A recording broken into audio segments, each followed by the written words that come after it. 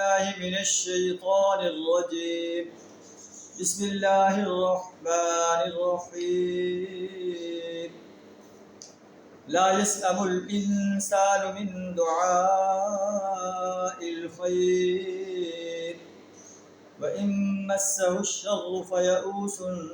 قنوط ولئن أذقناه رحمة منا من بعد ضراء مسته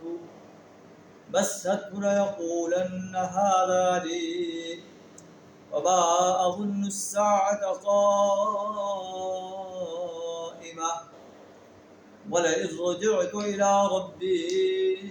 إن لي عنده للحسنى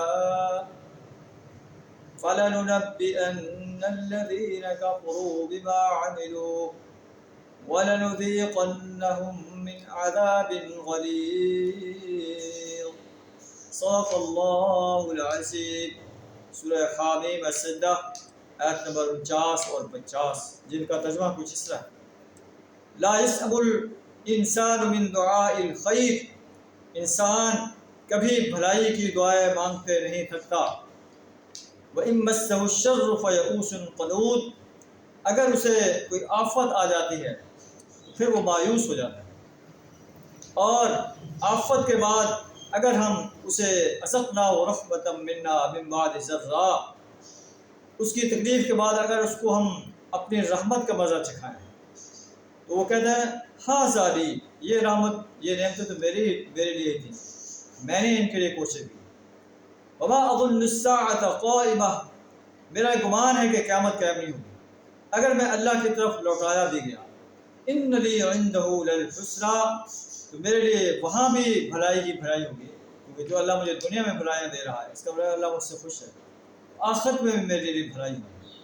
لیکن اللہ ہمارا ایسا نہیں، جو سرکش انسان ہے، جو مایوسی پر تکلیف پر مایوس ہو جاتا ہے، اللہ کی رحمت پر اکڑنے لگتا ہے، تکبر کرنے لگتا ہے، اللہ فرماتا ہے کہ لیکن اللہ کا شکر گزار نہیں بنتا، اللہ کی وحدانیت کا اقرار نہیں کرتا،